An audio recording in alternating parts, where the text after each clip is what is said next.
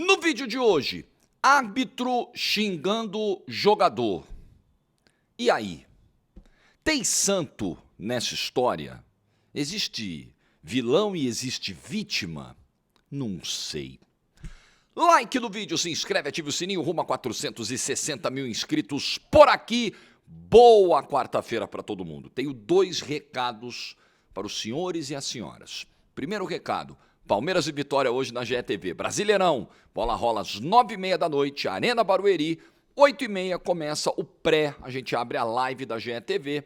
Eu narro, Luana Maluf e Bruno Formiga comentam, André Balado, nosso Dedé e Pedro Rocha estarão no gramado da Arena Barueri. Palmeiras numa pressão danada, porque o bom futebol não vem, né? Acelera, Bel, o bom futebol não pode parar, não tá vindo. Então hoje nós vamos ter esse jogo na GETV, ao vivo com imagens, espero você lá. E o segundo recado, que na verdade é um lembrete, vá treinar hoje, treine, se movimente, caminhada, corrida, musculação, aquilo que te dá prazer, mas cuide da sua saúde, cuide do seu corpo, lá na frente você vai me agradecer. Não pensa nos seus, pensa no seu filho, sua filha, seu esposo, sua esposa, pensa nos seus, pensa neles, ok? Então vá treinar, cuida da alimentação, cuida da cabeça também. Bom, no sábado teve o clássico São Paulo e Santos no Morumbi pelo Campeonato Paulista e os jogadores dos dois times saíram acusando o João Vitor Gobi, que foi o árbitro do jogo, de ofender os jogadores durante a partida. O Vinícius Lira, lateral esquerdo do Santos, teria sido mandado para aquele lugar. O próprio Sabino, jogador do São Paulo, confirmou na entrevista de saída de campo. Pô, ele xingou o lateral do Santos, cara. Impressionante como os árbitros brasileiros forçam para ter polêmica. Eles pedem respeito, mas não respeitam. O cara foi lá e xingou o Vinícius Lira, próprio jogador adversário. Então vamos riscar uma linha aqui para a gente começar o papo. Primeiro, este vídeo não sairá em defesa nem do João Vitor Gobi, nem de qualquer árbitro que queira xingar jogador, tá?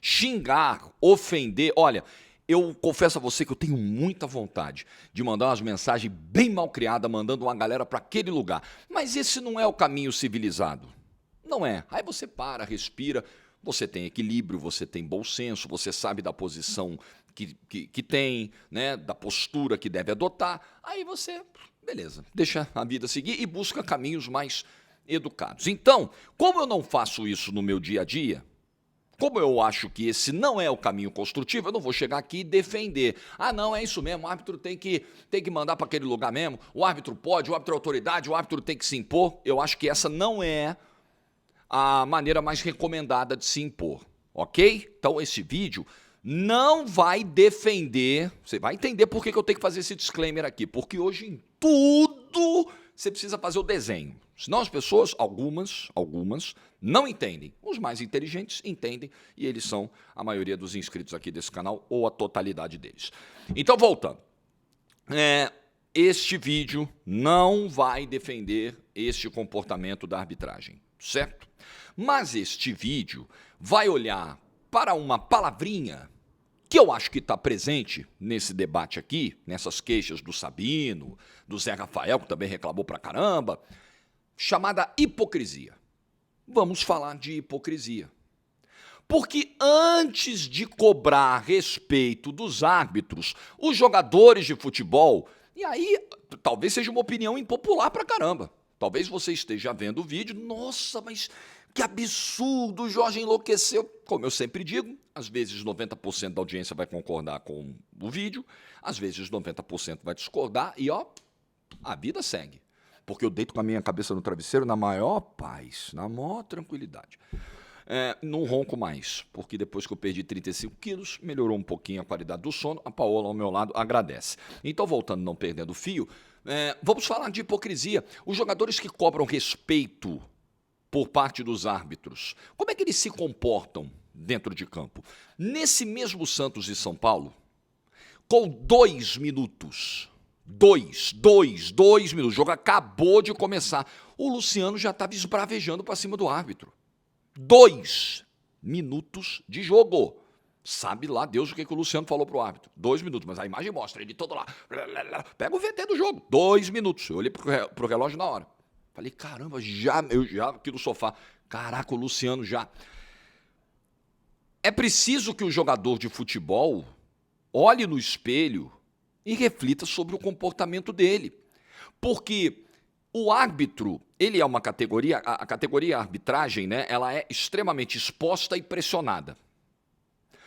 O árbitro é acusado de um monte de coisa. O árbitro é a figura mais odiada do estádio de futebol. Eu me lembro quando eu era menino, que eu comecei a frequentar estádio, que aí terminava o aquecimento, né, e tal, os jogadores iam embora, aí ficava aquele período mais morno, aí vinha a arbitragem, via um trio, porque antigamente não tinha esse protocolo de vir todo mundo junto. Então vinha, de repente, do lado oposto, do outro vestiário, o trio de arbitragem, né? Era o trio de arbitragem que subia para o campo sozinho. E quando subia, era uma puta vaia. Aí eu ficava, mas o que ele fez? O jogo nem começou e a galera já tá... E aí depois eu fui entendendo que a figura do árbitro é uma figura detestada no campo de futebol, pela arquibancada. Porque o torcedor tem sempre aquela ideia de que o árbitro vai contra o time dele.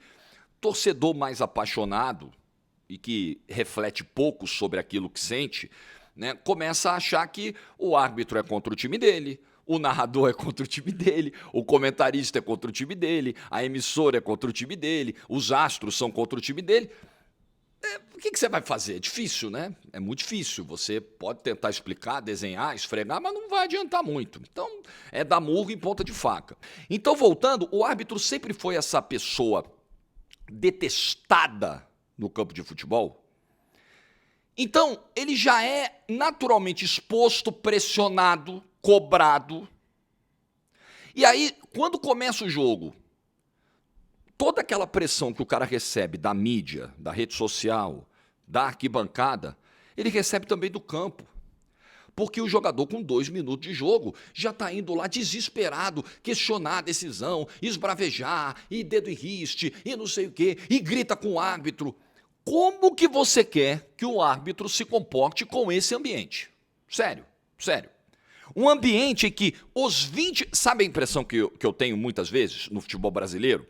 Que os 22 jogadores entram em campo pensando em ferrar o trabalho do árbitro. Aí fica muito difícil você tentar trabalhar com 22 caras. Você precisa conduzir 22 caras durante um jogo.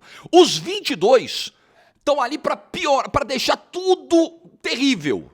Piorar muito a tua vida, o teu trabalho, arrebentar com o teu trabalho. Ninguém quer te ajudar. Os caras querem te ferrar. Como que você vai reagir? Às vezes é instintivo que você reaja da forma como o João Vitor Gobi reagiu. Errada, equivocada, até porque ele é uma autoridade, ele é a autoridade do jogo. Ele não pode se comportar dessa forma. É um comportamento abusivo. Mas e o comportamento abusivo dos jogadores com o árbitro? Estou muito à vontade para falar, porque eu sou muito desprendido para falar as coisas, cara. Graças a Deus. Quantas vezes eu chego aqui, eu ironizo a arbitragem semana sim, semana também. A arbitragem, sou um dos maiores críticos da arbitragem brasileira. Eu digo e repito, não mudei essa opinião, que eu acho que a arbitragem brasileira precisa ser refundada, um reset na arbitragem. Eu não acredito na competência dos caras que estão aí hoje. E eu estou falando de árbitro, eu estou falando de direção de arbitragem, eu estou falando de todo mundo. Eu acho que não tem condição. Eu acho que eles são muito mal preparados, muito ruins e não tem como consertar. Você tem que pegar uma nova geração de árbitros e tentar formar de outro jeito. Continuo achando isso, mas isso não me impede de enxergar que o jogador de futebol é um dos grandes culpados por isso também. Tem a falta de preparo, né? Tem, sem dúvida. A falta de treinamento, a falta de profissionalização, que parece que vai ser resolvida agora. Tem uma série de fatores. E tem o fator jogador de futebol também. O jogador atrapalha o árbitro. O jogador ferra a vida do árbitro. O jogador deixa o árbitro cada vez mais inseguro em campo. E aí fica muito difícil segurar 22 caras. Você quer segurar, controlar 22 caras que não querem ser controlados, não querem de jeito nenhum, você vai fazer o quê? Você entrega para Deus. Aí você vai lá e xinga o fulano, e xinga o outro, sabe? Então, acho que o jogador de futebol, antes de mostrar esse melindre, o árbitro me xingou, olha no espelho e vê o que vocês fazem com os árbitros. É muito simples, cara. É uma cultura totalmente viciada. Viciada. Ninguém confia no árbitro. o árbitro se sente injustiçado, também não confia no jogador, porque ele sabe que o jogador tá lá para ferrar o trabalho dele, para jogar pra galera, para fazer pressão, E aí, todo mundo odeia todo mundo detesta todo mundo, resultado final, todo mundo xinga todo mundo. Aí eu te pergunto, por que isso não acontece nesse nível? Reclamação acontece em tudo que é lugar do mundo, pressão acontece em tudo que é lugar do mundo. Nesse nível aqui, no futebol de alto nível da Europa, você não vê. Por quê? Cultural. Você não vê na Premier League, rodinha, jogador tentando impedir o árbitro de ir ao VAR. Porra, isso é inadmissível. Jogador, treinador, se colocando na frente do árbitro. Não, você não vai. Peraí, que absurdo. Você não, sabe por quê? Porque é cultural. Então nós precisamos mudar a cultura aqui no Brasil. A gente é muito tolerante. Muito tolerante. Pouco punitivo, e aí mas a gente adora reclamar, isso a gente gosta muito. Reclamar é uma beleza, nós vamos resolver como? Aqui se encontra pouca solução. Então, para fechar o vídeo, que vai ser rapidinho, a agenda do pai hoje está bem corrida. Acho que os árbitros precisam de um melhor preparo emocional, sem dúvida, acho que esse são os dois calcanhares de Aquiles, na minha opinião, da arbitragem. Aspecto emocional, como os árbitros lidam com essa pressão dos grandes jogos, com a pressão de marcar um pênalti contra o time visitante no último minuto com 70 mil pessoas no estádio, a pressão de marcar o pênalti contra um time de maior torcida, existe, a gente percebe isso, que o árbitro fica mais... Né? É aquela coisa que você você não tem como provar, mas você sente, né? Você fala, caramba, você vê como, né, o cara está desestabilizado, você vê o semblante do cara, você vê a indecisão do cara para marcar, o tempo que ele demora para marcar, né? Então você percebe tudo isso. Existe isso, claro que existe, mas existe também o componente da má vontade, do péssimo comportamento, da falta total e absoluta de educação e de respeito dos jogadores com o árbitro. Porque o árbitro pode ser fraco, pode ser despreparado, pode ser isso, pode ser aquilo. Parece o professor Girafales anunciando seu Madruga no Festival da Boa Vizinhança. Tolo, comum, vulgar, inútil, etc. Um pobre diabo, né? Mas ele é a autoridade do jogo. Então você não pode se referir ao árbitro, você não pode se dirigir ao árbitro da maneira como a maioria, como boa parte dos jogadores brasileiros fazem. Não tem condição, gente, isso não tem o menor cabimento. Então, não estou julgando inválidas as reclamações do Sabino, do Zé Rafael, porque acho que o João Vitor Gobi errou. Mas eu só quero provocar o jogador também a olhar no espelho. Tá bom, o cara não pode me xingar. Eu também não posso tratar o cara desse jeito. Eu não posso tratar o cara como capacho. Eu não posso tratar o cara como lixo. Porque ele é a autoridade do jogo, meu Deus do céu. Aliás, não só por ser a autoridade do jogo, porque ninguém deve ser tratado como um lixo. É o que eu penso. Então, tiremos a hipocrisia desse debate.